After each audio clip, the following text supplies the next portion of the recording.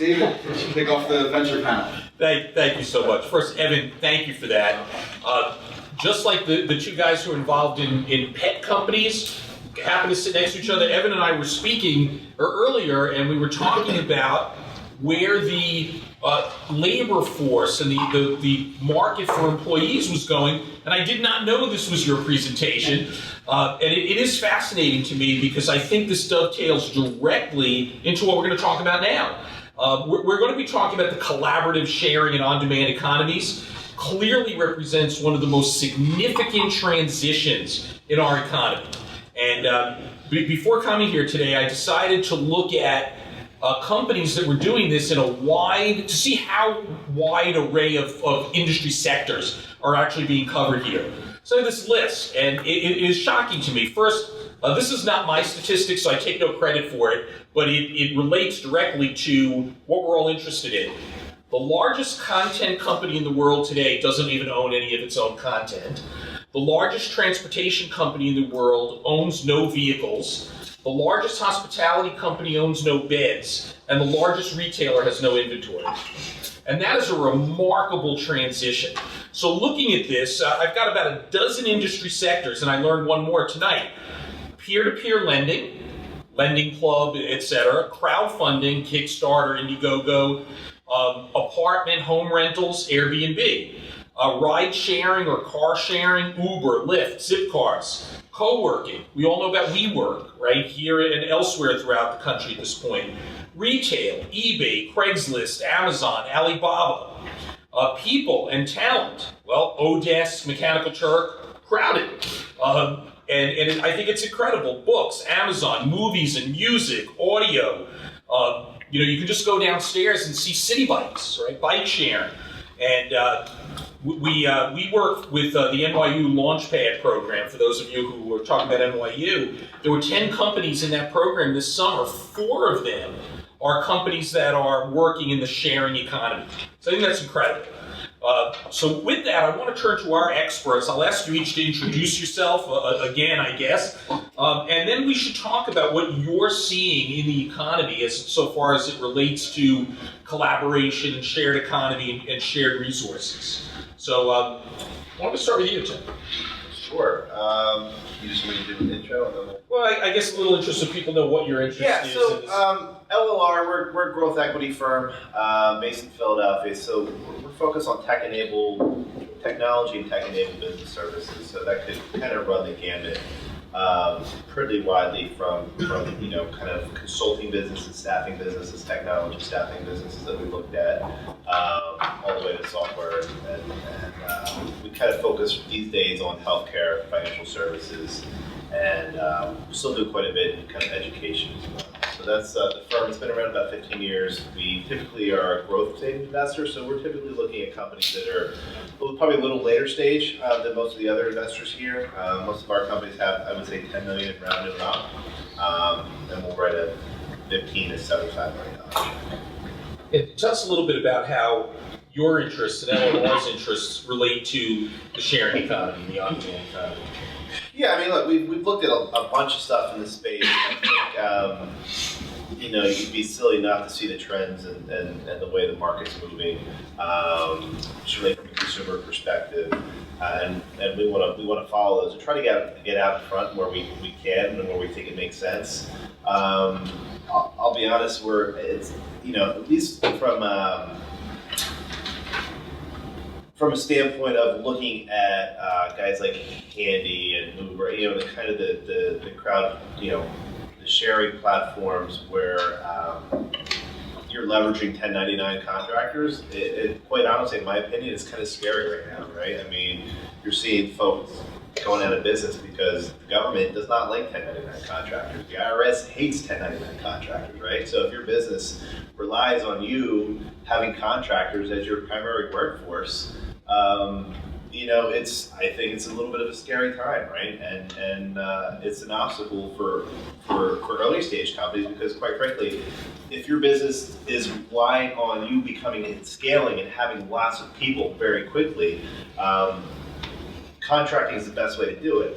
If you have to hire all those people, I don't think you can be a successful business. And if you have to convert your existing contract workforce over, and you don't have very strong margins, then I think that's not going to get you very far. So I think right now it's a little bit of a scary time for a lot of these businesses that have started, that have relied on contractors as a workforce to they're facing lawsuits, they're facing just a lot of hurdles with the business model. So if they don't get to scale quickly, there's a challenge. Yeah, this is a great topic, I think, to jump on, because there's regulatory issues for sure, the issues of liability and how you deal with quality control for people that you don't control on a day-to-day basis.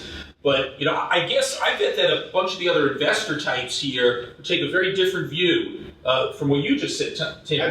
It's a tremendous business model, but there's a lot of risk right now from a regulatory standpoint. I'm interested to hear what you guys think about that, other investor types.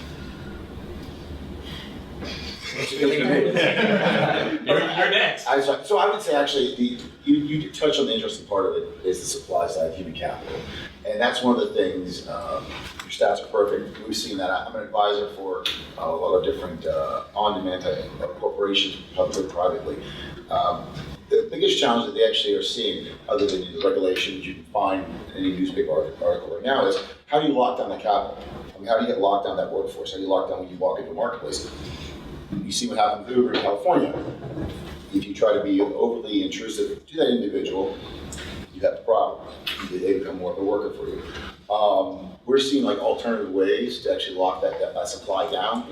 Leveraging tools within your organization, the sophistication of even I've worked with a couple of companies offering warrants and stock options to the employees in the field, making them feel more part of the corporation. So there's alternative ways that supply and the workforce out there is changing. It's a first to market advantage. It's how you lock it down and do it legally, and not in a way where the person is actually an employee of the company in all legal standards. So those will be the challenges in the future. I'm a little more optimistic than you are this week, but I think that the real challenge will be for the young entrepreneurs and the investors that are looking at these opportunities is the question of, okay, what is your differentiated value? Why, when you walk into these marketplaces, how can I be assured someone doesn't come right behind you?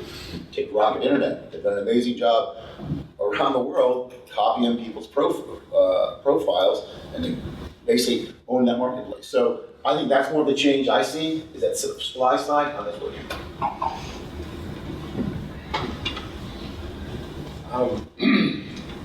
I view investing as, I used to look for problems, pain that could be solved, thinking that would be a well-paying proposition. And some of the sharing economy falls into that category. And one thing I've been very much involved with is the whole financial regulation and opening access, some of the issues that were just addressed. But now, beyond problems and pain, there's another whole category which are opportunities to do things more sharing, to share data, to do more collaborative stuff. I'm not sure it's solving a pain issue, but it's definitely an opportunity. It changes the world. One comment I will make to both of those is that I think we have a tendency to say, okay, here's a better way to do something. Either it solves a problem or meets an opportunity. We tend to think it's tabula rasa. Here's our new gizmo process invention, but we forget that it's competing against an established history. There are regulations, there are interests, there are people who already make their living in the old way of doing things. Uber versus medallion taxis. Exactly, perfect example. And so I think we often lose sight of that. We just have a tunnel vision on what our new process or offering could do if it was the only thing on the planet, but it isn't. And that gives rise to the frictions often. So I don't know if that's responsive or not. I'll let the investors take this one. Okay. So I think, I guess I forgot what the question was, but it's mostly about like what do we think is kind of an economy, right? And I think people in AI and like VC are like sort of similar in that people use statistics and tell you like a lot of interesting stuff that tell you nothing about the future, and we're like far more interested in calculus, which is like sort of the derivative of what's going on. And so like the derivative is public equities are like up, and that's not because of revenue, that's because of earnings. It means we're becoming more efficient, and so you're gonna have this like big socioeconomic disparity, right? Because interest rates won't go up until GDP goes up, and GDP is not going anywhere. And so you're gonna have three types of 1099 economies. Or companies, the first type will be the poor serving the needs of the rich, which I think those companies will be like do very wealthy or do very well, like Netjets, etc. You're going to have the people who are becoming poor, and you're going to have companies that service those people, right? And so like alternatives to pay lending, or how do you help people create retirement plans, and that's stuff that like we care more about, not because it's not the only type that's going to become a cool company, but it's like because I actually give a shit. Sorry, I forgot that sound videos. And then there's also like the companies that serve the needs of other entrepreneurs. So like if you look at the first ones that were selling shovels, right? It's like Zen99, which helps Uber drivers, right? Because everyone in Silicon Valley knows of Uber. But the underserved markets, like minority women who need to get their hair styled, like what Trace Morris like solving, that's like far more interesting to us. It's the same reason that we don't invest in companies that solve problems for like wealthy college students, right? Because everyone else solves problems for wealthy college students. So those are like the three ways we bucket economy. We think that it's interesting. We think a lot of people think it's interesting. So it's probably too crowded. Prices are probably too high, and you have to be a little more creative. What are you seeing at First Mark in terms of companies that fall into this niche area? Sure. So we've been long-time investors, I guess, in what we'll call the sharing economy. We were initial investors in Elance, which then merged with Odesk and now is called Upwork. And we've since invested in a number of companies that range from I2P lending marketplaces like Insick to ride sharing like Uber for children in Hop Skip Drive. And I'm also separately involved in companies like Manicube, which provide manicures for in-office manicures for professional women. And what we've seen across the spectrum is that as you and these are I think these are broader trends, but as you get more people aware of these services, right, and interested in accessing these services in an on-demand way, you're getting companies that were opportunities that are popping up that are a little more niche and a little more verticalized, right? And those businesses are all coming up, and I think they can be interesting, but instead of the next Uber coming up and saying, we're going to provide ride sharing for the masses, now you have an opportunity for a company like one of ours, Hop Skip Drive, which says we're going to provide really safe ride sharing for children between the ages of 7 and 14, right? You wouldn't have that opportunity to have come up 5 years ago. You know, that idea of putting your child in a car 5 years ago and saying like, oh, I hope you get to karate okay, was not not quite there yet. But I think because you're getting more consumer familiarity, you're getting opportunities that were previously, I guess, a little more niche, becoming interesting opportunities at this specific time and place. Going back to, I guess, initial point about the the discussions around 1099 workers and how do you handle that in a way that makes sense. I think it's more about it's more about the core company culture and core company philosophy, and about not screwing the people that are working for you. To put it very bluntly, in that Hop Skip Drive, they have 1099 workers. Manicube employs all of their workers, and you do see very different economics that go into both of those models because there's costs that go into employing full-time staff, but the worker sentiment and the supply sentiment on both sides of those marketplaces is very much the same, in that you have people who are satisfied and happy with their jobs, and that may not be the case or with somebody like Uber, which has grown tremendously, perhaps at the expense of some of the I guess cultural impacts that they have on the supply side, but it's an issue that we're keeping an eye on, but not necessarily, I wouldn't say we're overly concerned about at this point. This raises a really interesting question to me that I think dovetails back to what Tim was saying. With Uber, some of the issues that you've heard are they vetted the same way that a medallion taxi driver is vetted? Now, how do you then take that to the Hop Skip Drive element where, parents are being asked to accept a concept where they're basically, putting their kids in the hands of people they don't know? Yeah, so that is actually one of the points of diligence that we were super concerned about, right? And that there's one there's one instance where you have, a bad experience with Uber and you say, okay, I'm not going to use it again, but maybe I will because it's really convenient and it's cheap. But when it comes to your children, safety is of the utmost priority. And what what Hop Skip Drive does, and they have I think a 15-point diligence list that goes far beyond what any Uber driver would go through, right? And it's recurring, checks on their driving records, on a monthly basis. All this other stuff that consistently updates a driver's profile to make sure they don't go out of the very strict bounds of a Hop Skip Driver. But what that does, it inherently increases the cost of operating the business, right? It can slow down the growth of scale or the speed, the rate at which you can scale because there's a process that goes into vetting these individual drivers, but we have the view that growing in that way sets you up, or hopefully will prevent sort of catastrophic incidents further down the line. And it's a balance of trying to grow as quickly as possible while also being super attentive to the needs of the parents and the children that are using your service. Dave, I'm sorry, do you want to ask a question? I actually have input on this because my company started at employing people as 1099 and we switched to W-2, so I have, if that's okay. So my view on it is that ultimately, and we actually did calculations, is that people think like, oh, okay, if you hire them as W-2s, it's not gonna make sense. You're not gonna be able to scale as quickly, et cetera, et cetera. But at the end of the day, when it comes to quality, and it comes like to companies like that, and also companies like us, where customers they give the keys to the houses, right? There's a dog there. There's a lot of responsibility.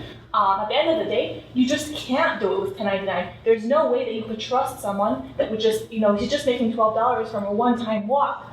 And then that's it. So does he show up? Does he not show up? So you have, in some cases, especially when you're looking at like the amount of reliability, you have to do it with W2. And the amount of time that you spend vetting them is worth it because then they just come and go so often that it's just faster too. So this might be me being naive, but what about what about them being a W-2 means that you vetted them more, right? Like I could put an employee on a W-2 or 1099. It has nothing to do with whether or not I vetted them.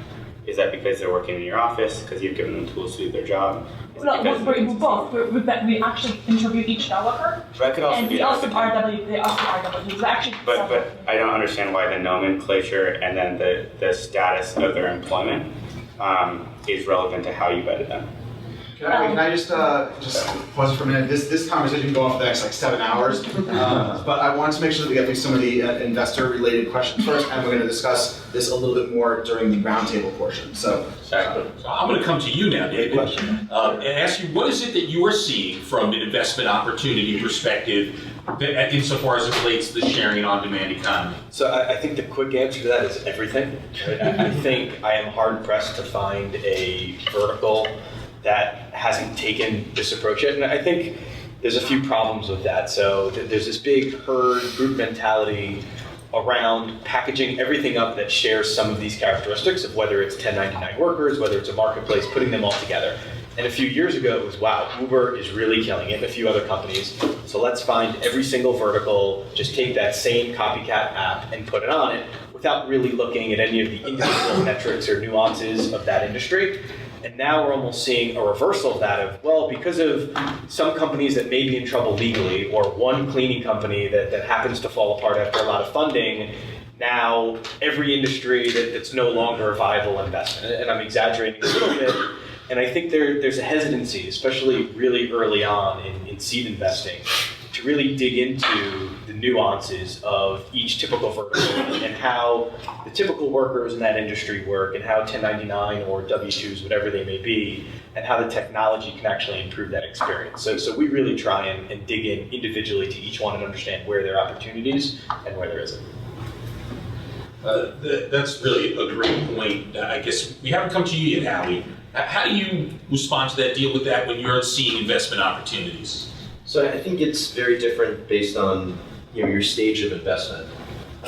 If you're looking at a later stage company and writing a larger check, it's not only that you're putting more capital at risk, it's also that the company is typically more evolved and they've been through a lot of it. I think the fun thing about early stage, which I love, for good and bad, is that a lot of it is the wild, wild west, right? As an angel, and you can sit down with a founder of an on-demand company, and you can talk about some of the nuances or regulation around 1099 versus W-2, and they're going to have an opinion today of what that works as. But I think as an early stage, really, again, the earlier that you are, I think you have to realize that this is going to get very rocky, and someone might think that they're, as our colleague mentioned over there, she started 1099 and then she switched to W-2, so there might be some of that. So I think it's just about understanding at that stage that there are a lot of unknowns,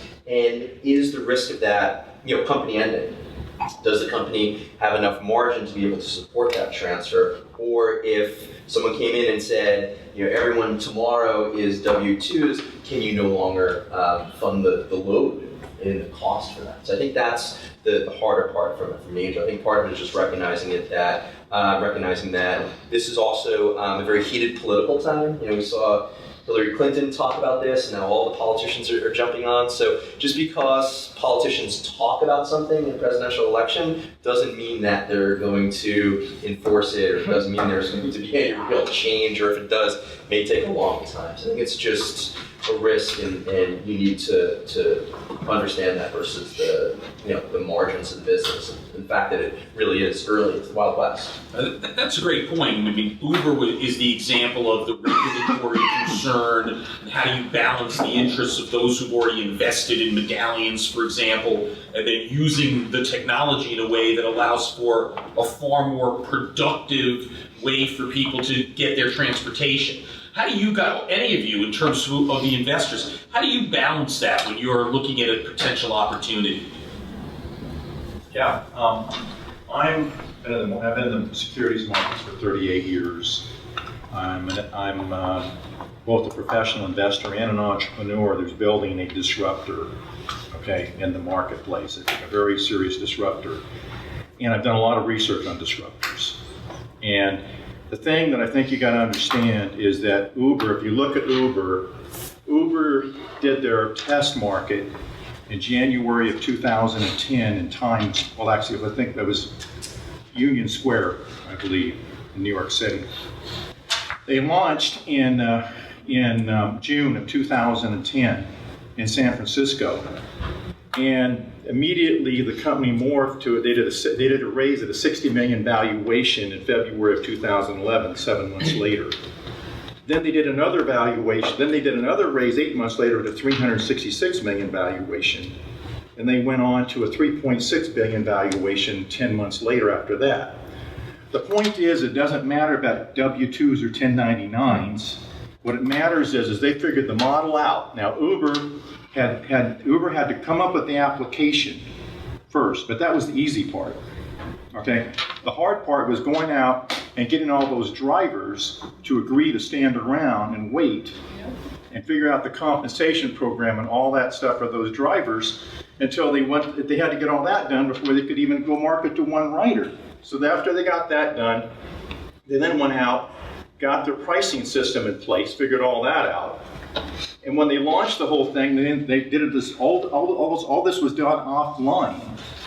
I mean, the founders of Uber drove cabs around New York City, or cars around New York City and Union Square.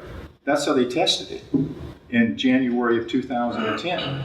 So the point is that what happened is you morph it online.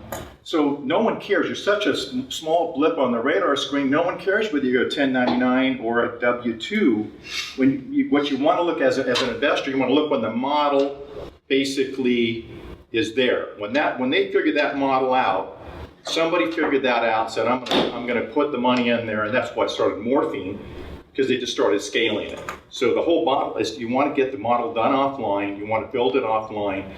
And what they did is they used social media to morph it. They didn't even, who knew about Uber? Did they ever have an advertisement on TV in 2010? I've never seen an advertisement. Anybody seen an advertisement on TV or radio or anywhere? Was there still Bosnia stuff? Yeah. What? Just the Bosnia So it's all about, you want to get your money. What are you all seeing now, in light of something like that? What are you seeing now in terms of valuation trends for companies that are looking for financing and are coming to you guys? They're high. They're too high. So what are you doing about that? Patience. Is there a bubble, is my question, and if there's not a bubble, how do you value? You can't run a DCF when there's a 0% discount rate. There's no bubble. Like there's nowhere else to put money, right? And there's not going to be for a long time. And so you're going to continue seeing, yeah, there's stuff that's like overvalued. Like you look at all these alternative lending platforms are like valuing at like 1.5x origination, but it's not tech specifically. It's just that there's nowhere else to put money. And a bubble is a relative term. Also, bubbles happen when you're 2 sigma away from the regression to the mean, and we're about 1.5 sigma probably right now. So we're kind of far away. So you think, I'm sorry, you think we're far from a bubble bursting? Yeah, right. It's sort of like a math problem, right? It's like funny, you read all these blogs of like anecdotes, and it's like not an anecdotal thing. There's math. That's like a bubble. It's a 2 sigma. It's like a 2 deviation, standard deviation away from the regressive mean, and we're not there yet. So it's not bubble. Got it. So how are you responding as an investor? Yeah, invest in stuff that's too expensive, and the fact that we're having a ban on the on-demand economy means that too many people are paying attention to it. So probably not making many investments in the on-demand economy. Got it. David? So I think nowadays with lower barriers of entries it's starting, and I think we've all talked about how in this particular space there's fewer barriers to entry, right? There's not really proprietary technology, it's out there already, that it's getting harder to overprice it, right? So you're seeing maybe the leader come out at a high valuation, but then you're seeing a copycat that's not that far behind that is willing to discount it to get that price ahead, right? So you're seeing a little bit of a correction in that market. Interesting. Mark, you've seen 400 platforms, 500 platforms for crowded, and every day there's more, right? Every day, yeah. And a lot of it is that there's platforms you can actually build it for your platform. So you don't even need to build, infrastructure for Uber or Airbnb. You could use a platform that already has all of the transactional capabilities and the ratings and reviews, and just launch it, very quickly without a high barrier to entry. I think it was you, David, that made the point that just because you can do this in a collaborative way or a shared economy methodology doesn't actually mean it's the right business model, right? You have to see if it's going to drive revenue or reduce costs or increase productivity. So how do you guys assess that when you're looking at investment opportunities? I think you have to, and hopefully the entrepreneur does this before he starts the company, right? But you have to really talk to your users and understand that convenience alone typically isn't enough unless it's a true commodity, right? So if you're dealing with something like alcohol delivery, then yeah, you don't really care where it comes from or who brings it to you, and time is the only factor there as well as price. But if it's something, and I'll try to pick something that I didn't see anywhere on the list, like we were pitched earlier this week of personal training on demand, which is tried and been done before. You're not really adding much to the platform. And candidly, you really want the same person, so you're losing something from the platform by having a random person show up as opposed to someone who knows you and knows you well, right? Imagine if you went to a different doctor every time that you had something wrong with you, which you're seeing that on demand as well, and you lose that. And if the technology isn't there to replace or augment that in some way of tracking your progress or adding some type of tools to work with you, then the added convenience of hitting a button doesn't make up for what you're losing. Sure. What I haven't heard yet is what really makes one of us invest, or all of us invest. And I think of a lot of this shared economy stuff as anti-monopoly, breaking down old monopolies, greater diversity. But that's not enough, at least in my book, to interest me as an investment, because I don't want to invest in one out of 77 new entrants. I'm looking for the one that is actually going to approach the new monopoly to become the winner. And so how do people think about that among all these new opportunities? And how do you evaluate which one is likely to win the new space? To be the consolidator? Yeah, right, in the next round. It's a great question. I mean, there'll be roll-ups, right? You can't have 15 on-demand valet companies in the same market. Right. So there'll be There roll-ups will be over the roll-ups, next, you know, but will yours be the one that's doing the rolling, or? yeah, that's always the question. That's always the question, right? That is the question, right? So that's really what we have to try to understand. Well, I'd say in terms of in evaluating those types of, obviously you want the winner there, but there's certain business models and industries that have those network effects. So if you're the one who's ahead, you keep getting that advantage. And that's how Uber did it with liquidity is really their advantage. Whereas with the parking ones, you don't really see that. You have to work in a very small geography and have your own local labor force that can't really move anywhere. So that's eventually going to consolidate. So the top two will take over the rest. We try and find the ones where if we can find the one ahead, they have a competitive advantage over all the rest by definition. It's often not the first move. Yeah, so how concerned are you with the lack of proprietary technology, the ability for the Me Too company? How concerned are you guys about that? It's not a technology play, right? It's Right. He doesn't lie in the tech, it lies in the network effects, and this is what, like, as David was mentioning, it's sort of a winner will tell. In many industries, it's a winner take most market, right? As you get larger, the network effects become more important, right? And you have really, you have just sort of a snowball effect, right? And you see that in the valuations too. If you look at the relative valuation of Uber, versus like a Lyft, right? You'll see a big delta in sort of how they're viewed by the private market. If you think about marketplaces in general, right? I bucket them into three types. One is, you have decisioning on both sides. One is where you have decisioning on the sell side, and one is where you have decisioning on the buy side.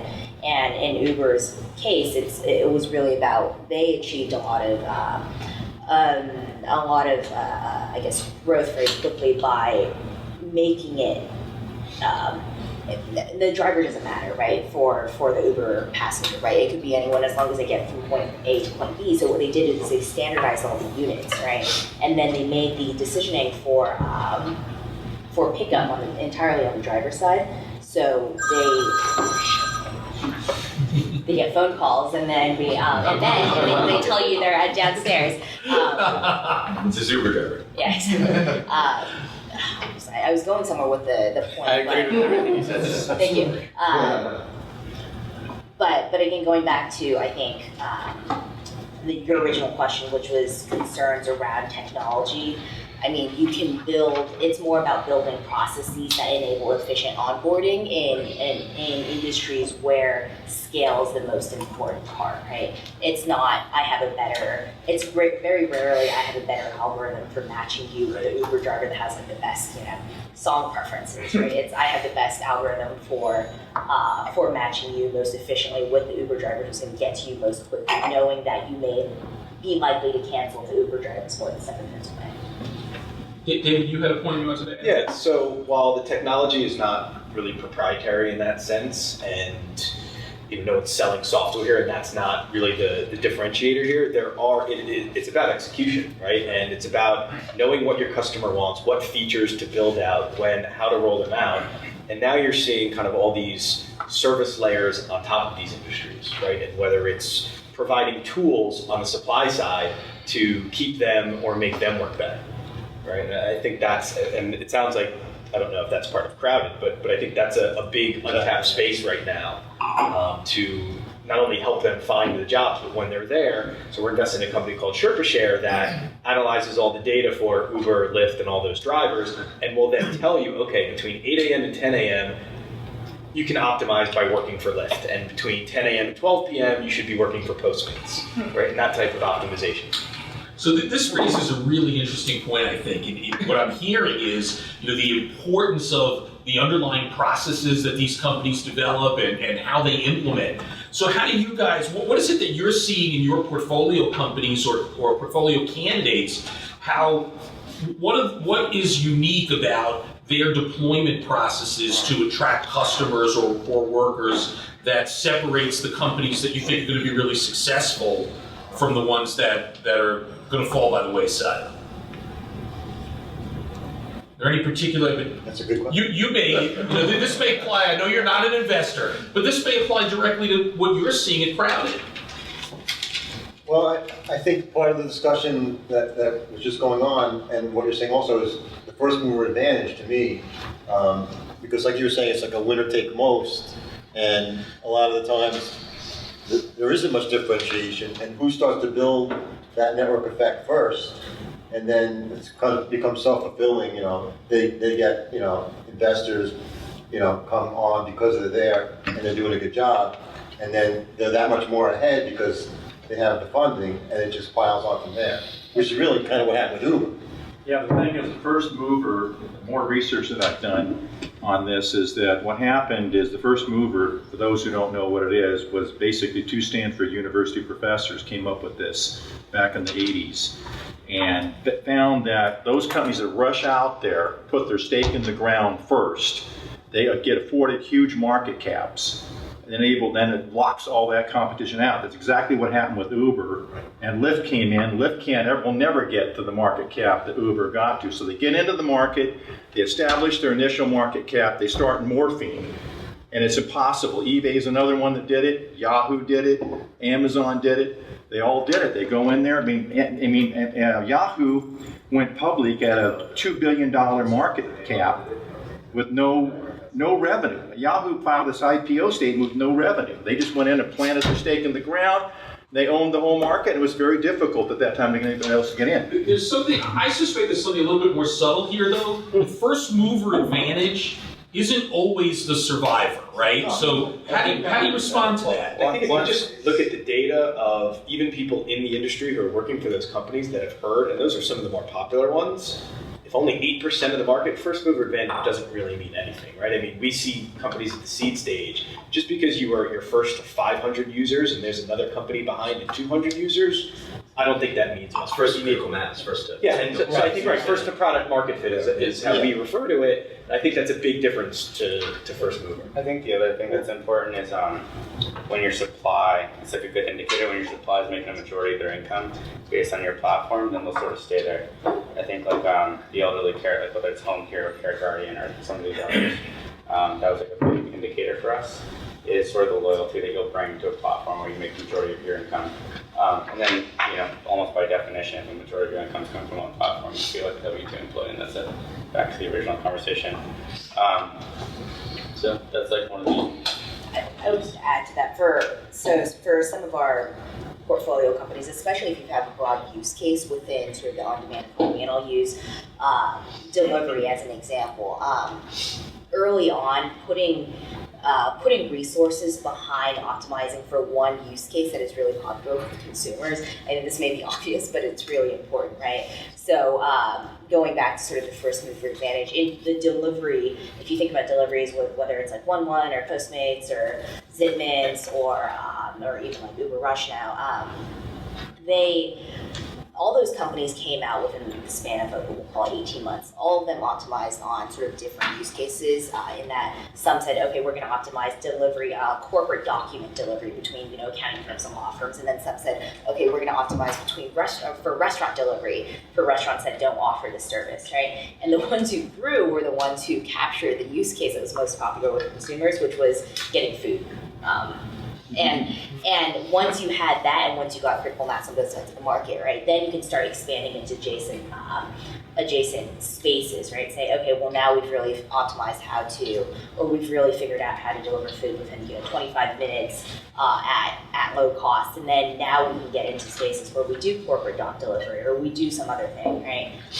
But because you have demand and supply sort of figured out, it makes it much easier than to go from doing one thing well into doing another thing well, than going from, we're sort of figuring out this thing and we sort of want to figure out this other thing and maybe we'll get there, but oh wait, there's somebody who goes faster than us. But do you feel that since there's no friction for the consumer side, the demand side, to install another free application, that if you really liked your food delivery app, but at work you want to use someone else for document or for car sharing or something else, is there a place where you'll pick, whether, again, best is always tough, will you pick the niche specialist because there is no friction to get another app, or would you be comfortable that I like this service for this, so you know what, let them just do all my other stuff? It depends, right? If the use case is differentiated enough, right? If the document delivery needs to be super secure and insured, et cetera, then yeah, I'd have a reason to pick this one specific application, one specific service. But if the cells that one app that has better supply can get a messenger to me in 2 minutes, whereas the other app can get a messenger to me in 20 minutes, I'm going to optimize for cost and for convenience, right? Which tends to be. I'm sorry, believe it or not, we're starting to get the hook. It's almost time. So as a lawyer, I can't resist asking this last question. You know, Howie, you said something earlier about it being kind of like the Wild West. So, you know, for you guys, how do you deal with where the regulatory environment is? And when you're making your investment opportunities, are you trying to think ahead to how the regulators may respond to what these companies are trying to do? Yeah, I mean, I think that if you invest in a company that screws people, then regulation will come in and then it'll hurt the company, right? And if you invest in a company that doesn't screw people, you probably won't break. Medallions don't exist because someone was an idiot. Medallions exist because, you know, once upon a time they needed to. The airline industry and the ride-sharing industry or taxi industry are very similar. In airlines, it used to be a good experience because there was regulation, and they'd say, okay, only a certain amount of airlines could exist, and it was more expensive, and they'd regulate the price, and you went on there and you didn't hate your life because you're on United, right? And so then all the regulation went away. It was a price issue to the bottom, and now we can see that we kind of wish there was some regulation, more regulation there. Soon what's going to happen is more and more people are going to be out of work. They're going to go to Uber. Soon you're going to have someone who makes $20,000 a year driving you to the Bronx, and that might not be good. And then we're going to have regulation. Can Uber survive with that type of regulation? Probably. So if you invest in a company that screws people to the point where there's regulation that will exist, where they can't even survive, then it probably is not a good idea. Lending Club will eventually be more regulated, and they will still be able to survive once they're regulated. So, good point. All collaborative companies, in this collaborative economy, you're all going after offline traditional industries. Everybody's going after an offline traditional industry. You go in, establish the model. You don't worry about the regulations at the start. You get the model established because the capital pours in, and everybody's going to be regulated on that anybody who's got a model that's disrupting an offline, you get traction and critical mass. And there's all kinds of ways the government can figure out how to regulate you. So you just have to be able to get the model down. And it's like, the Ubers in France warring with the French government now, okay, in France. I mean, that's just part of the business. That's just part of the freight. You get big enough, somebody's going to want to come in and say you're violating something. That's just the bottom line. We're all going after offline businesses. We're not trying to establish new online businesses. We're going after the status quo, or the establishment, let's put it that way. Thank you. I want to thank the investors. You guys have really provided such a wealth of information. Really appreciate it. I'll end with one thing. I will never take a yellow cab again. And I have a very simple reason for that. I was in Boston meeting with one of my venture capital clients, and I get out of the train station, and my first inclination is to go right to the cab stand that's right there. And I went to the cab stand and I said that I'm going to the Langham Hotel, and the driver said to me, you know what, it's too crowded over there, I don't want to take you. And I went to the next cab and I told him I'm going to the Langham Hotel, and he said it's not far enough. And I took out my phone and I went on Uber, and in a minute I had a car. And I've got to tell you that, and I think it's your point, right, about don't screw your customers, or don't screw the people who you depend on for your livelihood. What I found is, the yellow cab industry, there's an arrogance and a discomfort when you drive with them, and Uber's the way I go now all the time. But it's a little bit of a aside. You guys contact a company called petsitting.com. Yeah, we use them. They give us leads. All right, there you go. Thank you all very much, and I'm going to turn it back to Joe.